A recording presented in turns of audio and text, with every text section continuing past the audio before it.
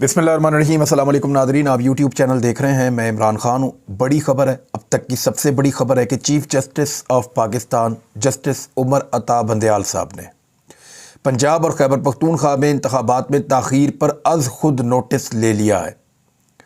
अब होगा क्या, आज के दिन में इसके ऊपर पहली समाअत होगी और ये मामला लंबा चलेगा नहीं, क्योंकि ये एक आइनी मामला है। अदालतें आइन की तशरीह करती हैं। अदालतों के सामने 4 बड़े सवालात हैं जिनके ऊपर बात होनी है। ये जो अज़ खुद नोटिस है, इसके अंदर ये चीज़ें तहरीर हैं। मैं आपके सामने रख देता हूँ कि एक्चुअली कौन सी 4 चीज़ें हैं जिनको अदालत ने सेटल करना है। इस केस में तमाम फरीकैन को बुला लिया जाएगा और हुकूमत की नुमाइंदगी भी वहाँ पे होगी। पाकिस्तान तहरीक इंसाफ की नुमाइंदगी भी हो सकती है। जो 2 हुकूमतें ख़त्म हुई हैं वो तो तहरीक इंसाफ की ख़त्म हुई हैं। इलेक्शन कमीशन को भी वहाँ होना पड़ेगा और जो वफाक की या सूबों की नुमाइंदगी गवर्नर्स की तरफ से होगी वो भी वहाँ पे होगी। तो ये अच्छा खासा एक मामला भी चलेगा और इसमें 9 रुकनी बेंच एक तश्कील दिया गया है। इस 9 रुकनी बेंच के अंदर चीफ जस्टिस ऑफ पाकिस्तान जो है वो उसकी सरबराही करेंगे। बेंच के अंदर कौन कौन है? दोपहर 2 बजे आज इसकी समाअत शुरू होगी इस केस की। ये आज की तारीख में पाकिस्तान का सबसे बड़ा केस है, क्योंकि पाकिस्तान में जो इंतखाबात होने जा रहे हैं उनका फ़ैसला नहीं हो पा रहा और उस फैसले के लिए कोई भी फरीक तैयार नहीं है इलेक्शन करवाने के लिए पाकिस्तान तहरीक इंसाफ के अलावा। जमात इस्लामी या तहरीक इंसाफ कहते हैं कि हम इलेक्शन में जाना चाहते हैं। बाकी सारी पॉलिटिकल पार्टीज़ इलेक्शन में नहीं जाना चाहती, क्योंकि उन्हें पता है कि पीडीएम की इम्पोर्टेड हुकूमत बनाने के बाद वो बुरी तरह पिट चुके हैं और पब्लिक में अब उनकी वो वाली पजीराई नहीं है। सर्वे सारे उनके खिलाफ आ रहे हैं। अभी हाल ही में सर्वेज आए हैं, उसमें भी इमरान खान साहब की मकबूलियत और पाकिस्तान को मसाइल से निकालने के लिए जिस शख्सियत पे पाकिस्तानी कौम सबसे ज़्यादा ट्रस्ट करती है वो दोबारा इमरान खान है। अब 9 रुकनी बेंच की सरबराही chief justice of Pakistan Umar Ata Bandial साहब करेंगे। दीगर मेंबरान में जनाब जस्टिस एजाजुल एहसन, जनाब जस्टिस मंसूर अली शाह, जनाब जस्टिस मुनीब अख्तर, जनाब जस्टिस याया खान अफरीदी, जनाब जस्टिस मज़ाहिर नकवी, जनाब जस्टिस जमाल खान मंदोखेल, जनाब जस्टिस मोहम्मद अली मज़हर और जनाब जस्टिस अतर मिनुल्लाह शामिल होंगे। अतर मिनुल्लाह साहब एक बड़ा केस अब सुप्रीम कोर्ट में सुनने जा रहे हैं। इससे पहले वो इस्लामाबाद हाई कोर्ट के चीफ जस्टिस थे और बड़े अहम फैसले उन्होंने दिए हैं, स्पेशली आइन और कानून के मामले में और कानून की हुक्मरानी के मामले में, इंसानी हुकूक के मामले में उन्होंने बड़े शानदार फैसले दिए हैं और बड़े डटकर फैसले दिए हैं। बहरहाल सवालात जो हैं जिनका जायज़ा लिया जाएगा, मंदरजा झेल सवालात का जायज़ा लेगा 9 रुकनी बेंच। पहला सवाल, आम इंतखाबात के हवाले से आइनी जिम्मेदारी किसकी है? तो आइनी नुक्ता नज़र से जब आम ये आम इंतखाबात हैं, ज़िमनी इंतखाबात नहीं है, आम इंतखाबात हैं। यानी पाकिस्तान के अंदर 2 सूबों में जनरल इलेक्शन होने जा रहे हैं, तो उसके अंदर जो आईनी तौर पे जिम्मेदारी है वो इलेक्शन कमीशन ऑफ पाकिस्तान की है और बाकी जितने भी इदारे हैं वो पाकिस्तानी कानून के मुताबिक इलेक्शन कमीशन ऑफ पाकिस्तान की डिमांड के मुताबिक इलेक्शनों की अंजामदही के लिए उनके साथ ताउन करने के पाबंद हैं। सिक्योरिटी फोर्सेस अगर उनको चाहिए तो वो पाबंद है कि उनको सिक्योरिटी फराहम करें। अगर उन्हें फंड्स चाहिए तो हुकूमत पाबंद है कि वो उनको फंड्स फराहम करे। अगर उन्हें कोई और फैसिलिटी चाहिए, आरओस चाहिए, ऑफिसर्स चाहिए या पब्लिक सर्वेंट्स चाहिए, जो पोलिंग स्टाफ वगैरह का अमला होता है सारा, वो सब लोग अगर चाहिए उनको, तो उनको वो फैसिलिटेट किया जाएगा अफसरान की जानिब से। तो ये जिम्मेदारी जो है वो आती है इलेक्शन कमीशन ऑफ पाकिस्तान के ऊपर। पहला जो सवाल जिसका जवाब अदालत तलाश करेगी, मेरी दानिश में उसका ये जवाब है। और दूसरा जो सवाल है जिस पे अदालत ने इस केस को सुनना है वो ये है कि आम इंतखाबात की जिम्मेदारी कब और कैसे अदा की जाएगी। अब इसमें आइन बड़ा क्लियर है। अगर तो असम्बलियाँ अपनी मुद्दत पूरी करती हैं तो 2 महीने के अंदर आम इंतखाबात हो जाएंगे। अगर असम्बलियाँ अपनी मुद्दत पूरी नहीं करती तो 90 दिन के अंदर आम इंतखाबात हो जाएंगे। बस यही है, सादा सादा। अब अगर खुदा ना खास्ता किसी मुल्क में कोई बहुत बड़ा हंगामा हो गया या कोई बहुत बड़ी सिचुएशन क्रिएट हो गई है तो उसमें कंसेंसस के साथ इलेक्शन कुछ आगे जा सकता है, जैसा कि मोहतरमा बेनज़ीर भुट्टो साहिबा की शहादत के बाद इलेक्शन जो है वो 1 माह या चंद दिन आगे चला गया था। तो इस तरह ये हो जाता है, इलेक्शन आगे जा सकता है इस सूरत में कि मुल्क में कोई बहुत बड़ा खुदा न खास्ता सानहा हो जाए या कोई बहुत बड़ा खुदा न खास्ता वाकया हो जाए।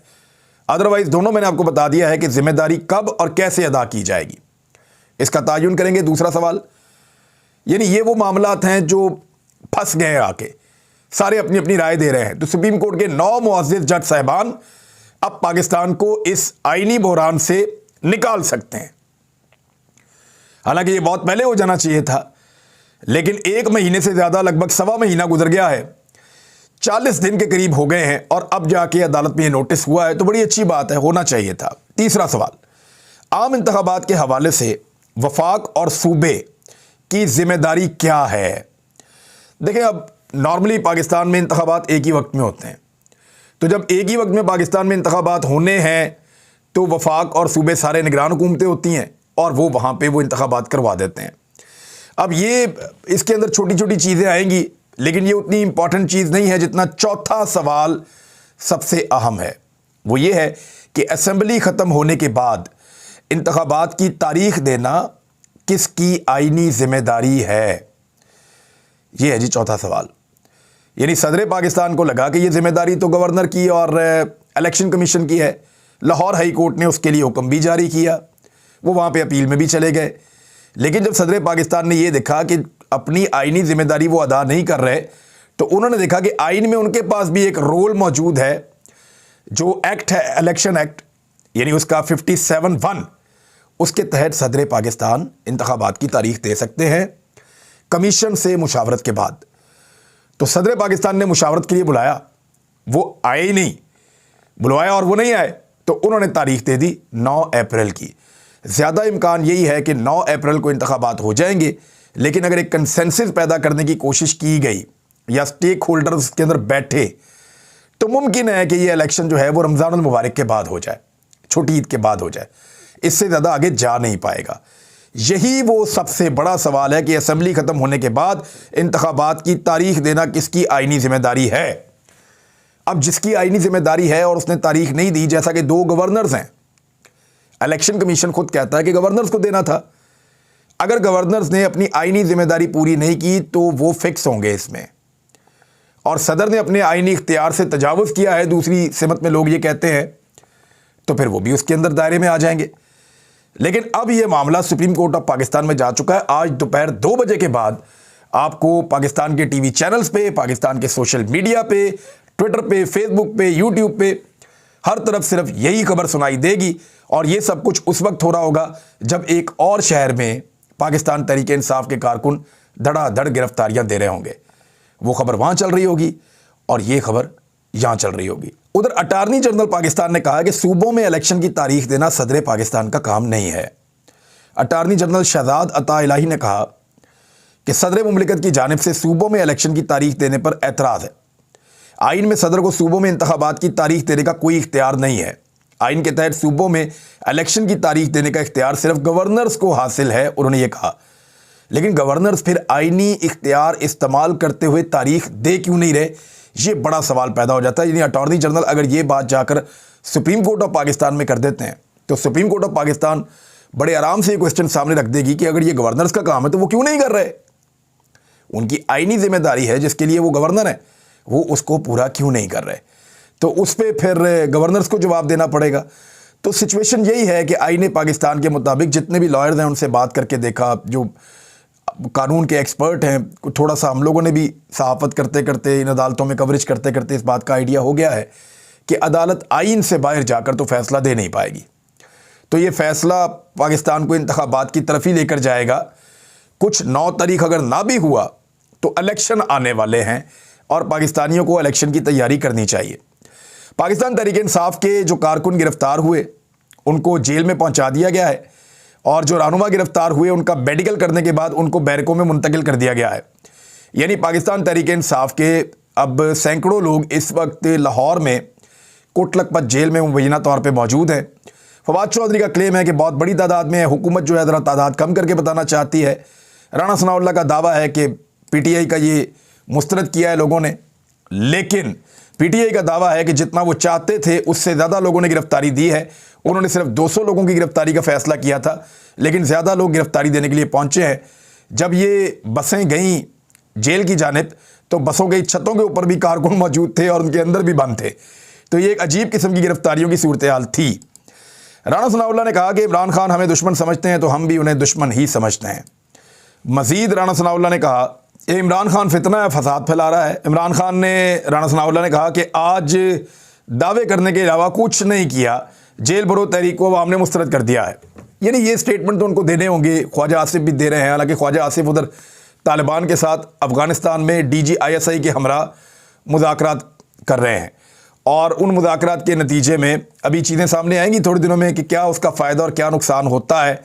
लेकिन फ़िलहाल जो मुतालबा किया है, तालिबान की जानिब से मुतालबा किया गया है, वो मुतालबा बड़ा गैरतमंदी वाला मुतालबा है और उन्होंने कहा कि जो पाकिस्तान की जेलों में अफ़गान शहरी कैद हैं उनको पाकिस्तान रिहा करे। ये मुल्ला अब्दुल गनी बरादर ने ये मुतालबा पाकिस्तान से किया है और उन्होंने पाकिस्तान से वफद से जो मुलाकात की, ख्वाजा आसिफ ने अफ़गानिस्तान के नायब वज़ीर आज़म बराए इक़्तिसादियात मुल्ला अब्दुल गनी बरादर से मुलाकात की। मुलाकात में तिजारत, इलाकाई रवाबित और इक़्तिसादी ताउन के फ़रोग़ पर बातचीत की गई है। एक्चुअली जो प्रॉब्लम है वो तो ये है कि पाकिस्तान के अंदर जो वाक़यात हो रहे हैं तवातर के साथ दहशतगर्दी के, पाकिस्तान ये समझता है कि वो अफ़गानिस्तान की तरफ से लोग आते हैं और आकर ये अटैक करते हैं या प्लानिंग वहाँ होती है, वो सरजमीन इस्तेमाल होती है। जबकि अफ़गानिस्तान की जो गवर्नमेंट है उसके अपने गिले और शिकवे पाकिस्तान को लेकर हैं। वो ये समझते हैं कि अफ़गानिस्तान के अंदर जो कुछ भी होता रहा है या आइंदा हो सकता है उसको फैसिलिटेट पाकिस्तान करता रहा है। तो दोनों तरफ गिले और शिकवे हैं, ये दूर होने चाहिए। माजी में कुछ मौके थे दोनों के पास करीब आने के, लेकिन रजीम चेंज ऑपरेशन के दौरान हम लोग बहुत मसरूफ़ रहे, जिन लोगों की ये ज़िम्मेदारी थी वो बहुत मसरूफ़ रहे, लिहाजा चीज़ें रुक गई और हो नहीं पाई। उधर फैज़ हमीद साहब ने एक अजीबोगरीब उनके बारे में इंकशाफ सामने आया है। यानी अब समझ आ रही है कि पाकिस्तान में किस तरीके से निज़ाम को जकड़ लिया जाता है, किस तरीके से चंद ताकतवर लोग पूरे मुल्क को, पूरे निज़ाम को कंट्रोल करते हैं और उसे काबू करते हैं। शौकत अजीज़ सिद्दीकी साहब जो इस्लामाबाद हाई कोर्ट के साबिक जज हैं, उन्होंने कहा और दावा किया कि जनरल रिटायर फैज़ हमीद उनके घर आकर मिले और उन्हें पेशकश की कि वो उनकी बात मान लें तो chief justice Islamabad high court बना देंगे। और शौकत अजीज़ सिद्दीकी साहब ने कहा कि फैज़ हमीद को मैंने जवाब दिया था कि हाई कोर्ट तो क्या सुप्रीम कोर्ट का भी चीफ जस्टिस बना दें तो अपने ज़मीर के ख़िलाफ़ नहीं जाऊंगा। देखें, पाकिस्तानियों को बड़ा धचका लगता है इस तरह की चीज़ें जब सामने आती हैं और बार बार सामने आती हैं। पाकिस्तानी अपने इदारों से और अपने इदारों में बैठे हुए लोगों से बड़ी मोहब्बत करते हैं और पाकिस्तानियों को ये लगता था कि यहाँ एस्टेब्लिशमेंट जो भी फैसले करती है वो पाकिस्तान के मफाद में करती है। लेकिन ये जो अब चेहरे सामने आ रहे हैं और ये जो अब कारनामे सामने आ रहे हैं कि साबिक आर्मी चीफ कहता है कि मैं उस वक्त के वज़ीर आज़म की खुद वीडियो रिकॉर्डिंग किया करता था खुफिया कैमरों से और मेरे पास सबूत मौजूद हैं और मैं इसको मुल्क के लिए ख़तरा समझता। यानी ये चीज़ें साबिक आर्मी चीफ कह रहा है, अब आपको समझ आ रही है। और यही बात जो है अब कि साबिक DGISI जो है वो एक जज के घर जाके कहते हैं कि मेरी बात मान ले, मैं आपको बना दूंगा chief justice Islamabad high court का। यानी मुल्क चल रहा है या सौदे हो रहे हैं। ये बड़ी अफसोसनाक सूरत हाल है और ये घिनौना खेल है अपने ज़ाती अना और अपने मफाद के लिए और अपनी ज़िद के लिए। इस खेल को रुक जाना चाहिए क्योंकि पाकिस्तानी कौम को अब इस खेल की समझ आ गई है और पाकिस्तानी कौम को इतनी अच्छी समझ आ गई है कि अब जब आप ये खेल खेलेंगे एस्टेब्लिशमेंट के लोग या उनके मोरे, तो पाकिस्तानी कौम फ़ौरन समझ जाएगी कि खेल शुरू हो चुका है। तो अब वो आपको ना सिर्फ बेनकाब करेंगे बल्कि आपके रास्ते में रुकावट डालने की भी कोशिश करेंगे। इवन मुझे तो ऐसा लगता है कि एक बेचैनी है पाकिस्तान के अंदर, चाहे लोग जो है वो सरकारी नौकरी कर रहे हैं, इदारों के अंदर नौकरियां कर रहे हैं या लोग बाहर कहीं अपना प्राइवेट काम कर रहे हैं, हर तरफ एक बेचैनी है। और वो बेचैनी इसलिए है कि लोगों के सामने कुछ लोगों की असली शक्लें आ गई हैं और वो इतनी घिनौनी हैं कि लोग जो हैं वो अब खासे मायूस हो चुके हैं कि क्या ये लोग हैं जो हमारे मुल्क के स्याह और सफ़ेद के मालिक बन जाते हैं। अच्छा, एक तरफ तो एस्टेब्लिशमेंट है ना, दूसरी तरफ एक पॉलिटिकल एस्टेब्लिशमेंट भी है। वो दो ख़ानदान है, वो समझते हैं पूरा पाकिस्तान उनको किराए पे दिया हुआ है वो जैसे मर्जी इस मुल्क को चलाएं। यानी मुस्लिम लीग नून की चीफ ऑर्गेनाइजर मरियम नवाज 2 रोज़ा दौरे पर सरगोदा जा रही थी और सरकारी वसाइल का वहां पे बेदरेग इस्तेमाल किया जा रहा है। डिप्टी कमिश्नर सरगोदा ने जिम खाना क्लब की मामूल की सरगर्मियां 2 रोज़ के लिए बंद कर दी। उन्होंने कहा जिम खाना क्लब भी बंद कर दो, मरियम नवाज साहबा आ रही हैं, वो यहां पर ठहरेंगी। ज़राए ने बताया कि जिम खाना क्लब के वीआईपी कमरों में 12 लाख रुपए की नई LCDs भी नस्ब की गई हैं। मरियम नवाज 2 रोज़ा दौरे पर सरगोदा पहुंचेंगी आज और जिम खाना क्लब में क़याम करेंगी। दौरे के दौरान मरियम नवाज वर्कर कन्वेंशन से खिताब और टिकट की तकसीम से मुतालिक मुलाकातें भी करेंगी। अब ये एक अदालत के ज़रिए से ये जिम खाना क्लब खुलवाया गया है जो शहजादी साहिबा के लिए बंद कर दिया गया था। एक तरफ उनके दावे है कि वो काल कोठरियों के अंदर जो है वो फ्राई पैन के साथ कपड़े इस्त्री करते रही हैं और एक तरफ 12 लाख रुपए की LCDs उनके लिए लगा दी गई हैं। और ये वो मुल्क है जहां पे मरियम नवाज के चचा ने आज ही कहा है कि मैं पैसे बचाना चाहता हूं और उनकी भतीजी के मुबैना तौर पे वहां पे जो है वो काम ही खत्म नहीं हो रहे। यानी पूरा का पूरा जिम खाना क्लब भी कंट्रोल कर लिया जाके वहां पे सरगोदा का, और उसके लिए प्रोटोकॉल ऐसे कि जैसे वजीर आजम का होता है। तो शहबाज शरीफ साहब जितनी मर्जी आप छलांगे मारें, जितनी मर्जी आप बातें करें, जो बचत करने के असल उसूल है ना वो आपके घर से शुरू होने चाहिए, जिसके लिए आप लोग ज़हनी तौर पे तैयार नहीं है क्योंकि आप स्टेटस को का हिस्सा है। स्टेटस को का हिस्सा है आप। अब तक के लिए इतना ही। अपना ख्याल रखिएगा, अपने चैनल का भी। अल्लाह हाफ़िज़।